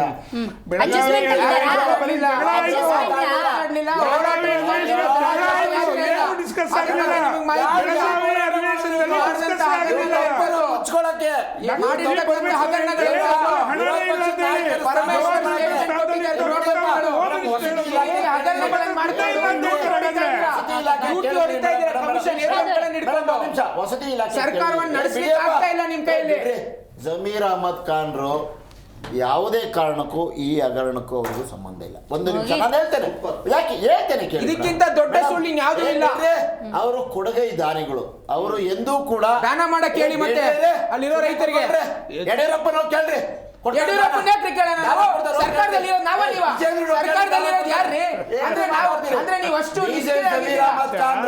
ಅವರ ಚಾರಿತ್ರದ ಬಗ್ಗೆ ಮಾತನಾಡಬೇಕು. ಯಾಕೆ ಅಂತಂದ್ರೆ ಅವರು ಯಾವುದೇ ಕಾರಣಕ್ಕೂ ಯಾರ ಹತ್ರನೂ ₹1 ದುಡ್ಡು ಇಸ್ಕೊಳ್ಳೋದಿಲ್ಲ. ಅವರೇ ಕೊಡ್ತಾರೆ, ಕೊಡಗೈ ದಾನಿಗಳು, ಆ ಥರದ ವ್ಯಕ್ತಿತ್ವ ಇರೋರು. ಈ ಬಡವರಿಗೆ ಕೊಡ್ತಿರೋ ಮನೆ ಇದರಲ್ಲಿ 5,000 10,000 ರೂಪಾಯಿ ಇಲಾಖೆ ಪಕ್ಕದಲ್ಲಿ ಕಟ್ತಾ ಇರ್ತಕ್ಕಂಥ ರೆಸಾರ್ಟ್ಸ್ ಯಾರ್ದು ಮೇಡಮ್? ಸಾಧ್ಯ ಇದೆಯಾ ಮೇಡಮ್? ಯಾವ್ದು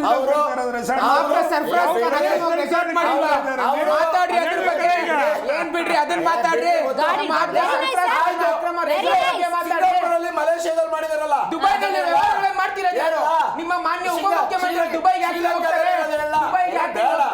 ಮಾತಾಡೋ ವಿಷಯ ವಸತಿ ಇಲಾಖೆ ಲೂಟಿ ಹೊಡಿತಾ ಇದ್ದೀರಾ. ಇಡೀ ದೇಶ ವಾಜಪೇಯಿ ದುರೇಂದ್ರ ಕಟ್ಟದ ಪಕ್ಷನ ಮೋದಿ ಅಂತ ಸೇರ್ಕೊಂಡು ಲೂಟಿ ಯಾರಲ್ಲಿ ಮಾತಾಡ್ತೀವಿ ನೋಡಿ. ವಸತಿ ಇಲಾಖೆಯಲ್ಲಿ ಅದು ಸ್ಥಳೀಯ ಸಂಸ್ಥೆಯ ಅಲ್ಲಿ ಸದಸ್ಯರುಗಳು ಆಯ್ಕೆ ಮಾಡಿರೋ ಪಟ್ಟಿನ ಸರ್ಕಾರ ಅವಕಾಶ ಅಲ್ಲಿ ತನಿಖೆ ಆಗ್ಬೇಕಾಗಿರೋದು. ಅವಾಗಲೇ ಪುರಾಣಿಕ್ ಸರ್ ಒಂದು ಮಾತು ಹೇಳಿದ್ರೆ ಉತ್ತರ ಕೊಡ್ತೀನಿ ದಯವಿಟ್ಟು ನೋಡಿ ಮೇಡಮ್. ನಿಜವಾಗ್ಲೂ ನಾವು ಒಪ್ಕೊಂಡ್ವಿ, ನಮ್ಮ ಮೇಲೆ ಭ್ರಷ್ಟಾಚಾರ ಆರೋಪ ಇರೋದು ನಿಜ, ಅದು ಯಾರ ಕೈಯಿಂದನೂ ಇಲ್ಲ ಅಂತ ಹೇಳಕ್ ಸಾಧ್ಯ ಇಲ್ಲ. ಒಪ್ಕೊಂಡಿದೀವಿ, ನಮ್ಮ ಮೇಲೆ ಭ್ರಷ್ಟಾಚಾರ ಆರೋಪ ಮಾತ್ರ ಆಗಿರೋದು, ಅದು ಸಾಬೀತಾಗಿಲ್ಲ. ಅದಾಗ್ಲಿ, ಅದಾದ್ರೆ ನಾವೇ ಇದು ಬಿಟ್ಟು ಕೆಳಗಡೆ ಇಟ್ಬಿಟ್ಟು ಬೇರೆ ಯಾವ್ದಾದ್ರು ಪಕ್ಷಕ್ಕೆ ಹೋಗ್ತೀವಿ. ಆವಾಗವರೆಗೂ ಈ ಪಕ್ಷದ ಇದಾಕೊಂಡು ಇಲ್ಲಿ ಮಾತಾಡ್ತೀವಿ. ಎರಡನೇದು ಜಮೀರ್ ಅಹಮದ್ ಖಾನ್ ಅವರು ಮೇಡಮ್, ಜಮೀರ್ ಅಹಮದ್ ಖಾನ್ ಅವ್ರ ಬಗ್ಗೆ ಏನಕ್ಕೆ ಮಾತಾಡ್ತೀರಾ? ಅವ್ರು ಕೊಡೋ ಇವತ್ತು ಕೊಡೋ ಹೇಳಿಕೆ ನಾಳೆ ಕೊಡಲ್ಲ. ಸಿದ್ದರಾಮಯ್ಯ ಅವ್ರ ಮನೆ ಯಡಿಯೂರಪ್ಪ ಮನೆ ಆಚೆ ಸೆಕ್ಯೂರಿಟಿ ಆಗ್ತೀರಾ ಅಂತ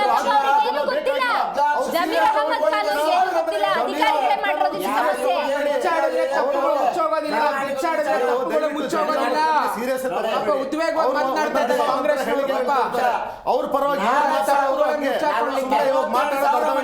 ಮಾತಾಡಲ್ಲ, ಅದೆಲ್ಲ ಬೇಕಾಗಿಲ್ಲ.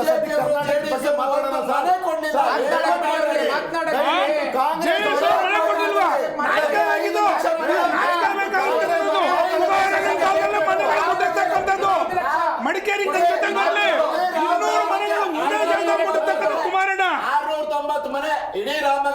ಕೊಡಗೈ ದಾನಿಗಳ ಇಲಾಖೆಯಲ್ಲೇ ನಡೆದಿರ್ತಕ್ಕಂಥ ಬಗ್ಗೆ ಮಾತಾಡಕ್ಕೆ ಹೇಳಿ. ಕೊಡಗೈ ದಾನಿಗಳ ಇಲಾಖೆಯಲ್ಲಿ ನಡೆದಿರ್ತಕ್ಕಂಥ ವಿಚಾರವನ್ನು ನಾವು ಹೇಳಿ. ನೀವು ನಿಮ್ ಕೊಡಗೈ ದಾನಿಗಳ ಇಲಾಖೆಯಲ್ಲಿ ಆಗಿರೋದು ಇಲಾಖೆ ಬಗ್ಗೆ ಕೊಟ್ಟವರು ಹೇಳಿ. ಕೊಡಗೈ ದಾನಿಗಳ ಇರ್ಷಾದ್ ಅವರು ಇದ್ದಾರೆ. ಆಯ್ತು ನೀವೇ ಸಾಕ್ಷಿ ಇದ್ರಿ. ಕೊಡಗಲ್ಲಿ ಕುಮಾರಣ್ಣ ಎಷ್ಟು ಮನೆಗಳು ಕಟ್ಕೊಂಡು ಹೋಗ್ತಾರೆ, ನೀವೇ ಸಾಕ್ಷಿ ಅದಕ್ಕೆ. ಕೊಡಗಲ್ಲಿ ಎಷ್ಟು ಮನೆಗಳು ಕೊಟ್ಟಿದ್ದಾರೆ ಅದಕ್ಕೆ ಸಾಕ್ಷಿ ನೀವೇ. ಐಟಿ ರೇಡ್ ಮಾಡಿ ಇರ್ಷಾದ್ ಅವರು ಲೆಟ್ ಹಿಮ್ ಸ್ಪೀಕ್. ಪ್ಲೀಸ್ 2 ನಿಮಿಷ ಬಿಟ್ಬಿಡಿ ಅವ್ರನ್ನ ಮಾತಾಡಕ್ ಬಿಡಿ. ಕರ್ನಾಟಕದಲ್ಲಿ ನಮಗೂ ಮಾತಾಡಕ್ ಅವಕಾಶ ಕೊಡಿ ಸರ್. ನೀವು ಮಾಡಿರೋ ಭ್ರಷ್ಟಾಚಾರ ಎಲ್ಲ ಜನ ನೋಡಿದ್ದಾರೆ. ನೀವು ಸುಮ್ಮನೆ ಭ್ರಷ್ಟಾಚಾರದ ಬಗ್ಗೆ ಎರಡು ಪಕ್ಷನೂ ಮಾತಾಡಬೇಡಿ. ನೀವು 40% ಮಾಡಿದ್ರು 60% ಮಾಡಿದ್ರು ಅದೆಲ್ಲ ಬೇಕಾಗಿಲ್ಲ. ನಾವು ಒಪ್ಕೊಂಡಿಲ್ಲ, ನಾವು ನಿಮ್ ತರ ಇದು ಮಾಡ್ತಾ ಇಲ್ಲ, ನಾವು ಒಪ್ಕೊಂಡಿದೀವಿಲ್ಲ. ನಮ್ಮ ಮೇಲೆ ಭ್ರಷ್ಟಾಚಾರ ಆರೋಪ ಇದೆ ಅಂತ ಮೇಡಮ್, ಆರೋಪ ಇದೆ ಅಂತ ನಾವು ಒಪ್ಕೊಂಡಿದೀವಿ. ನಿಮ್ ತರ ಇದು ಮಾಡ್ತಾ ಇಲ್ಲ. ಇಲ್ಲ, ನಾವು ಏನು ಮಾಡಿಲ್ಲ ಅಂತ ಹೇಳ್ತಾ ಇಲ್ಲ. ಭ್ರಷ್ಟಾಚಾರ ನಮ್ಮ ಮೇಲೆ ಆರೋಪ ಬಂದಿದೆ ಅಂತ ನಾವು ಒಪ್ಕೊಂಡಿದೀವಿ. ಅದು ಬಿಡಿ. ಸದ್ಯ ಕರ್ನಾಟಕದ ಬಗ್ಗೆ ಮಾತಾಡಿ. ಕರ್ನಾಟಕಕ್ಕೆ ನೀವು 3 ಪಕ್ಷದವ್ರು ಸೇರ್ಕೊಂಡು ಏನು ಕೊಡುಗೆ ಕೊಟ್ಟಿದ್ದೀರಾ?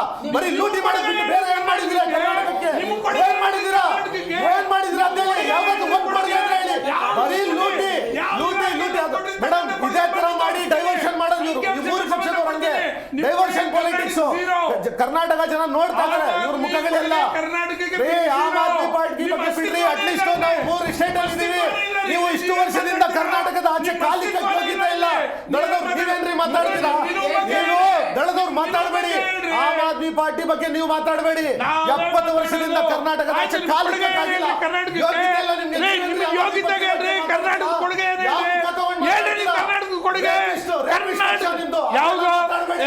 ದಯವಿಟ್ಟು ಜವಾಬ್ದಾರಿಯಿಂದ ಮಾತಾಡಬೇಕು. ಜವಾಬ್ದಾರಿಯಿಂದ ಮಾತಾಡಬೇಕು. ಹಗರಣದಲ್ಲಿ ಕೂತ್ಕೊಂಡು ಸಿಎಂ ಜೈಲ್ಗೆ ಹೋಗಿದ್ದ ನಾಚಿಕೆ ಆಗಲ್ವಾ? ಏನು ದೂರಾಗಿದ್ದ ನಿಮ್ ಸಿಎಂ? ಅಲ್ಲ, ಸಿಎಂ ದೂರಾಗಿದ್ದ. ನಿಮ್ ಯೋಗ್ಯತೆಗೆ ಒಬ್ಬ ಮುಖ್ಯಮಂತ್ರಿ ಜೈಲ್ಗೆ ಹೋಗ್ತಾನೆ. ನಾಚಿಕೆ ಆಗಲ್ಲ ನೀವು ಯಾರ ಬಗ್ಗೆ ಮಾತಾಡ್ತಾ ಇದ್ದೀರಾ? ನೀವು ಮುಖ್ಯಮಂತ್ರಿಗಳು ಜೈಲಲ್ಲಿ ಕೂತ್ಕೊಂಡಿದ್ದಾರೆ. ಅವ್ರಿಗೆ ಕರ್ಕೊಂಡ್ಬನ್ನಿ ಆಚೆ. ಬಾಬು ಸರ್ ನಿಲ್ಸಿ. ಇಲ್ಲ ಮೇಡಮ್, ಮಾತಾಡಬೇಕು. ಪುರಾಣಿಕ್ ಸರ್ ನೀವು ಹೇಳಬೇಕು. ಇದೇ ನವೆಂಬರ್ ಹೈಡ್ರಾಮನ ಈಗ ಆಗ್ತಿರೋದು ನವೆಂಬರ್ ಹೈಡ್ರಾಮದ ಎಫೆಕ್ಟ್ ಅಂತ. ಇದ್ರ ಜೊತೆಗೆ ಸಿದ್ದರಾಮಯ್ಯ ಬಣದವರು ಅಷ್ಟೇ ಈ ತರ ಓಪನ್ ಸ್ಟೇಟ್ಮೆಂಟ್ ಕೊಡ್ತಿದ್ದಾರೆ ಅನ್ನೋದಾದ್ರೆ ಇದು ಡಿ ಕೆ ಶಿವಕುಮಾರ್ ಅವ್ರು ಮಾಡಿಸ್ತಿರೋದು ಅಂತ ಹೇಳ್ತಾರೆ. ಹೌದಾ ಸರ್? ಅಂತದೊಂದು ವಾತಾವರಣ ಇದೆಯಾ? ಆ ತರ ಹೇಳೋದಕ್ಕಿಂತ ಭ್ರಷ್ಟಾಚಾರ ಇದೆ ಅಂತಕ್ಕಂಥದ್ದನ್ನ ಒಪ್ಪಿಕೊಳ್ಳಬೇಕು. ಯಾಕಂದ್ರೆ ರಾಯರೆಡ್ಡಿ ಇವರು ಬಿ ಆರ್ ಪಾಟೀಲ್ ಒಂದು ಪ್ರಶ್ನೆ ಹಾಕಿದ್ದಾರೆ, ಹೈಕಮಾಂಡ್ ನನ್ನ ಮೇಲೆ ಕ್ರಮ ತೆಗೆದುಕೊಂಡ್ರೆ ನನಗೇನು ಭಯ ಇಲ್ಲ, ನಾನು ಅದಕ್ಕೆ ಉತ್ತರಿಸ್ತೇನೆ ಅಂತ. ಅಂದ್ರೆ ಅವ್ರ ಹತ್ರ ಎವಿಡೆನ್ಸ್ ಇದೆ ಅಂತ. ಅಂದ್ರೆ ಬಿ ಆರ್ ಪಾಟೀಲ್ ಹೇಳಿರ್ತಕ್ಕಂಥದ್ದು ಒಂದು ಟಿಪ್ ಆಫ್ ದಿ ಐಸ್ಬರ್ಗ್ ಅಷ್ಟೇ. ಏನೋ ಭ್ರಷ್ಟಾಚಾರದ ಆಧಾರವಾದ ಅಂಶಗಳನ್ನು ಇಟ್ಟುಕೊಂಡು ಅವರು ಆಪಾದನೆ ಮಾಡಿದ್ದಾರೆ. ಆದ್ರೆ ನನಗೆ ಬಹಳ ಆಶ್ಚರ್ಯ ಅಥವಾ ಇನ್ನೂ ಹೆಚ್ಚಿನ ದುಃಖ ಆಗೋದು, ಆಡಳಿತ ಪಕ್ಷ ಇರ್ಲಿ ಅವ್ರು ಭ್ರಷ್ಟಾಚಾರಕ್ಕೆ ಇದಾರೆ ಅಂತಕ್ಕಂಥದ್ದು ಜನರ ಮಾತಿನಲ್ಲಿದೆ.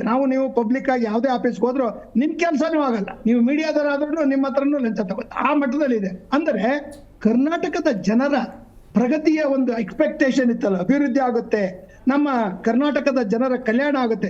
ಏನ್ರಿ ತುಪ್ಪ ಮೂಗಿಗೆ ಸೌರದ ರೀತಿಯಲ್ಲಿ ಇವರೆಲ್ಲ ಕೆಲಸ ಮಾಡ್ತಾರಲ್ಲ, ಇದು ವಿರೋಧ ಪಕ್ಷದವ್ರು ಏನ್ ಮಾಡ್ತಾ ಇದಾರೆ? ಬರೀ ಹೇಳಿಕೆಗಳು ಕೊಡ್ತಾರೆ. ದಯಮಾಡಿ ಹಗಲು ರಾತ್ರಿ ಅವ್ರು ಮಾಡ್ತಾ ಇರ್ತಕ್ಕಂಥ ಅನಾಚಾರಗಳನ್ನ ಜನಗಳ ಮುಂದೆ ಇಡ್ತಾ ಇದ್ದೀವಿ. ಅದ್ರ ಮೇಲೆ ಇನ್ನೇನು ಮಾಡ್ಬೋದು ಈ ರಾಜ್ಯದಲ್ಲಿ? ಒಳ್ಳೆ ಸರ್ಕಾರಗಳನ್ನ ನಾವೇನು ಉತ್ತರ ಕೊಡೋಣ? ಅಲ್ಲಲ್ಲ, ವಿರೋಧ ಪಕ್ಷದ ಬಗ್ಗೆ ಮಾತಾಡ್ತೀರಾ, ಮಾಡ್ತಿರೋ ಕರ್ಮ ಅವರು ಅವ್ರ ಕರ್ಮಗಳನ್ನ ತೋರಿಸಿದ್ದೀವಿ, ಅದ್ರ ಮೇಲೆ ನಾವೇನು ಮಾತಾಡ್ಬೋದು? ಜನರ ಪರವಾಗಿ ನಾನು ಹೇಳಿದ್ರೆ ಕಾಂಗ್ರೆಸ್ನವ್ರಿಗೆ ನೀವು ಮಾನ್ಯ ಪ್ರಧಾನಿಯವರೇ, ನಾವು ವಿರೋಧ ಪಕ್ಷಗಳಾಗಿ ನಮ್ಮ ಶಕ್ತಿ ಮೀರಿ ಆಡಳಿತ ಪಕ್ಷದ ವಿರುದ್ಧ ನಾವು ಕೆಲಸ ಮಾಡ್ತಾ ಇದ್ದೀವಿ. ಮಾತಾಡಕ್ ಹೋಗ್ಬೇಡಿ, ಇದು ಕೊಂಡ ಸಂಕಟ. ಇದು ಸಿಂಪಲ್ ಪ್ರಶ್ನೆ.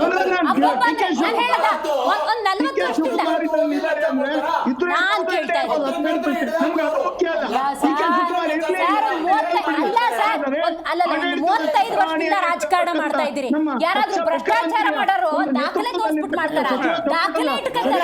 ಏನ್ ಸರ್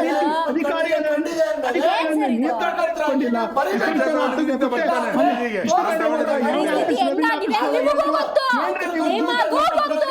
ಒಪ್ಕೊಳ್ಳೋ ಸ್ಥಿತಿಯಲ್ಲಿ ಇಲ್ಲ ಅಷ್ಟೇ ನೀವು. ಇಲ್ಲ ಸರ್, ಇಲ್ಲ ಇಲ್ಲ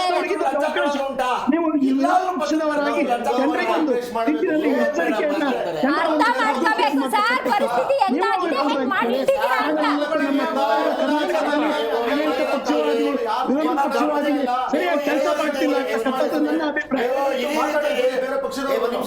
ನೀವು ಹಿರಿಯರಿದ್ದೀರಿ, ನಿಮ್ ಗಮನಕ್ಕೆ ಬಂದಿದ್ರೆ ಸರ್ಕಾರದ ಗಮನಕ್ಕೆ ತನ್ನಿ, ಇಲ್ಲ ಅದಕ್ಕೆ ಸಂಬಂಧಪಟ್ಟಂತ ಇಲಾಖೆಗಳಿದೆ ಅಲ್ಲಿ ಕಂಪ್ಲೇಂಟ್. ಹೌದಪ್ಪ, ನೀವು ಪತ್ರಕರ್ತರಾಗಿ ನಾವೇ ಪರಿಸ್ಥಿತಿ ಅಂದ್ರೆ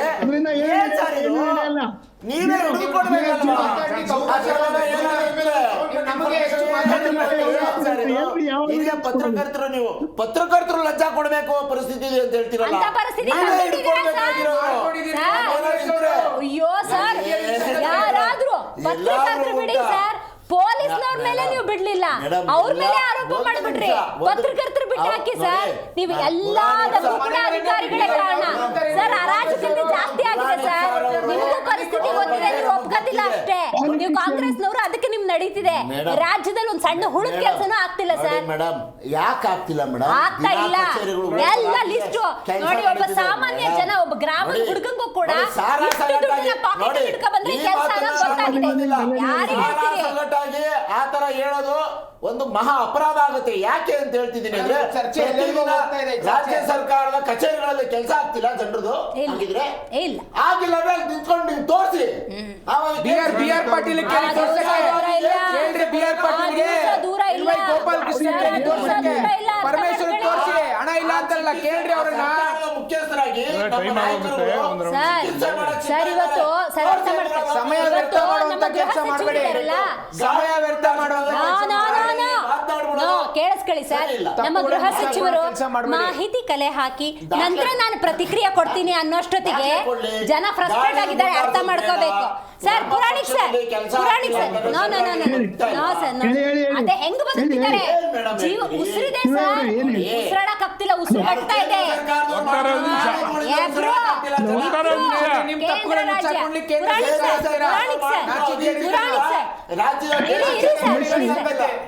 ಪುರಾಣಿಕ್ ಸರ್, ಆಡಳಿತ ಪಕ್ಷದ ಎಷ್ಟು ಜವಾಬ್ದಾರಿ ಇರುತ್ತೆ, ವಿರೋಧ ಪಕ್ಷದ ಕೂಡ ಅಷ್ಟೇ ಜವಾಬ್ದಾರಿ ಇರುತ್ತೆ ಸರ್. ಇವತ್ತು ಅವ್ರ ಅಷ್ಟರ ಮಟ್ಟಿಗೆ ಇವರ ಒಂದು ಪ್ರಶ್ನೆ ಇವತ್ತು ಎಷ್ಟರ ಮಟ್ಟಿಗೆ ಆಡಳಿತ ಪಕ್ಷ ಅನ್ನೋದು ಭ್ರಷ್ಟಾಚಾರದಲ್ಲಿ ಮುಳುಗೋಗಿದೆ ಅನ್ನೋದಾದ್ರೆ ಅದಕ್ಕೆ ಪ್ರತಿಪಕ್ಷವಾಗಿ ಅವ್ರು ಆ ಮಟ್ಟಕ್ಕೆ ಪ್ರತಿಭಟನೆ ಇದು ಒಂದು ಪೈಸಾನೂ ಆಗ್ಬಾರ್ದು ಸರ್. ಭ್ರಷ್ಟಾಚಾರ ಹಂಗೆ ಹೋರಾಟ ಮಾಡಬೇಕು, ಕಂಡಲ್ ಗುಂಡು ಅನ್ನೋ ಥರ ಕಂಡಲ್ಲಿ ಅದನ್ನ ರಾಜ್ಯದ ಜನತೆಯ ಮುಂದಿಡಬೇಕು. ನೋಡಿ ನೀವು ಕೊಟ್ಟಂತ ಮ್ಯಾಂಡೇಟ್ನ ಪರಿಣಾಮ ಹೆಂಗಿದೆ ಅಂತ ಹೇಳಬೇಕು ಸರ್. ಅಂತ ಆಕ್ಟಿವ್ ವಿರೋಧ ಪಕ್ಷ ನಾವು ನೋಡ್ತಾ ಇದೀವ ರಾಜ್ಯದಲ್ಲಿ.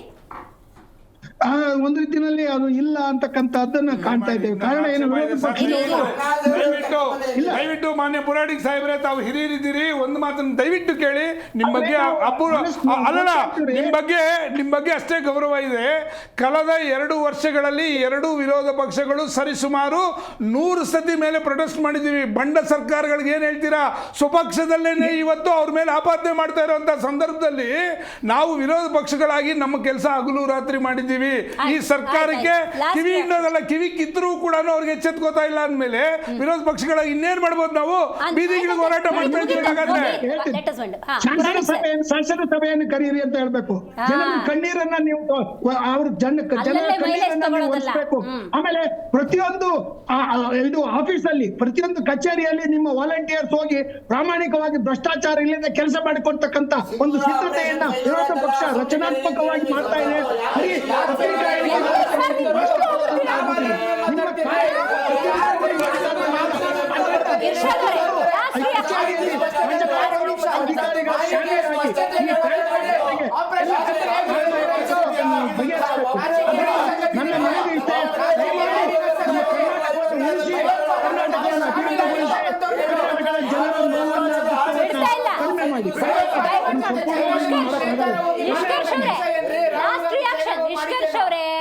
ಲಾಸ್ಟ್ ರಿಯಾಕ್ಷನ್ ಏನ್ ಹೇಳ್ತೀರಿ? ನೋಡಿ, ಲಾಸ್ಟ್ ರಿಯಾಕ್ಷನ್ ಒಂದು ಬಹಳ ಸ್ಪಷ್ಟ ಮೇಡಮ್. ಇವತ್ತು ಜನಕ್ಕೆ ಬಹಳ ಸ್ಪಷ್ಟವಾಗಿ ಗೊತ್ತಾಗ್ತಾ ಇದೆ ಇವತ್ತು ಹಗರಣಗಳು ಹೇಗೆ ಆಗ್ತಾ ಇದೆ. ಇವತ್ತು ನವೆಂಬರ್ನ ನಾಟಕ ಕರ್ನಾಟಕದಲ್ಲಿ ಶುರುವಾಗಿದೆ. ನೋಡಿ, ಕೇಳುವಂತ ತಾಳ್ಮೆ ಇವ್ರಿಗಿಲ್ಲ, ಕೇಳುವಂತಹ ತಾಳ್ಮೆ ಇಲ್ಲ ಇವರಿಗೆ. ಕೇಳುವಂತ ತಾಳ್ಮೆ ಇಟ್ಕೊಳ್ರಿ, ಮಾಹಿತಿ ಕೊರತೆ ಏನೇನೋ ಮಾತಾಡಬೇಡಿ. ಇವತ್ತು ಅವರ ಪಕ್ಷದ ಎಷ್ಟೋ ನಾಯಕರು ಇವತ್ತು ಸ್ಟೇಟ್ಮೆಂಟ್ ಗಳನ್ನ ಕೊಟ್ಟಿದ್ದಾರೆ. ಇದಕ್ಕಿಂತ ದೊಡ್ಡ ಉದಾಹರಣೆ ಇನ್ಯಾವುದೂ ಇಲ್ಲ. ಅಸಹಾಯಕತೆಯಿಂದ ಯಾವುದೇ ಕಾರಣಕ್ಕೂ ನಮಗೆ ಕೆಲಸಗಳಾಗ್ತಾ ಇಲ್ಲ ಅಂತ ಅಂಗಲಾಚಿಸ್ತಾ ಇದ್ದಾರೆ ಸಿದ್ದರಾಮಯ್ಯ ಹತ್ರ ಹೋಗಿ. ಸೊ ಹಾಗಾಗಿ ಇವತ್ತು ಭ್ರಷ್ಟಾಚಾರ ಅನ್ನುವಂಥ ತಾಂಡವ ಆಗ್ತಾ ಇದೆ. ಭ್ರಷ್ಟಾಚಾರ ಅನ್ನುವಂಥದ್ದು ತಾಂಡವ ಆಗ್ತಾ ಇದೆ. ಮೊದಲು ನಿಮ್ಮ ಪಕ್ಷದ ನಾಯಕರಿಗೆ ಉತ್ತರ ಕೊಡುವಂತ ಸಂಯಮ ಇಟ್ಕೊಳ್ರಿ. ನಿಮ್ಮ ಪಕ್ಷದ ನಾಯಕರಿಗೆ ಉತ್ತರ ಕೊಡುವಂತ ಕೆಲಸ ಮಾಡಿ. ಈ ರೀತಿ ಹೇಳಿಕೆಗಳನ್ನು ಕೊಡ್ತಕ್ಕಂಥದ್ದಲ್ಲ. ವಿಫಲವಾಗಿದೆ ರಾಜಕೀಯ ಪುರಾಣಿಕ್ ಅವರು ಕಾರ್ಯಕ್ರಮದಲ್ಲಿ ಭಾಗಿಯಾಗಿದ್ದಕ್ಕಾಗಿ ಧನ್ಯವಾದಗಳು. ಒಟ್ಟಾರೆ ಪ್ರತಿಪಕ್ಷಗಳು ಏನಾದರೂ ಆರೋಪ ಮಾಡಿದ್ರೆ ವೆಲ್ ಆ್ಯಂಡ್ ಫೈನ್, ಆರೋಪ ಮಾಡ್ತಾರೆ ಬಿಡು, ಹೊಟ್ಟೆ ಕಿಚ್ಚು ಮತ್ತೊಂದು ಅಂತ ಅನ್ಕೋಬೋದು. ಸ್ವಪಕ್ಷದ ನಾಯಕರು ಇವತ್ತು ಓಪನ್ ಸ್ಟೇಟ್ಮೆಂಟನ್ನು ಕೊಡ್ತಿದ್ದಾರೆ. ಅದೇನೋ ಸಿದ್ದರಾಮಯ್ಯ ಕರೆದು ಮಾತಾಡ್ತಾರಂತೆ. ಕರೆದೋದು ಯಾವ ರೀತಿ ಮಾತಾಡ್ತಾರೆ? ಭ್ರಷ್ಟಾಚಾರವನ್ನು ಬೇರು ಮಟ್ಟದಿಂದ ಕಿತ್ತು ಹಾಕ್ತಾರೆ. ಕಾದು ನೋಡೋಣ ಅಂತ ಹೇಳ್ತಾ, ಜೊತೆಗೆ ಅದೇನೋ ಮೋರಿಗೆ ಅದು ಯಾವಾಗ ದುಡ್ಡು ಸ್ಯಾಂಕ್ಷನ್ ಮಾಡ್ತಾರೆ ಅದನ್ನು ಕೂಡ ಕಾದು ನೋಡೋಣ ಅಂತ ಹೇಳ್ತೀವಿ. ಇವತ್ತಿನ ಕಾರ್ಯಕ್ರಮವನ್ನು ಮುಗಿಸೋಣ. ನೋಡ್ತಾ ಇರಿ ಜಿ ಕನ್ನಡ ನ್ಯೂಸ್, ಸತ್ಯವೇ ಸುದ್ದಿಯ ಜೀವಾಳ.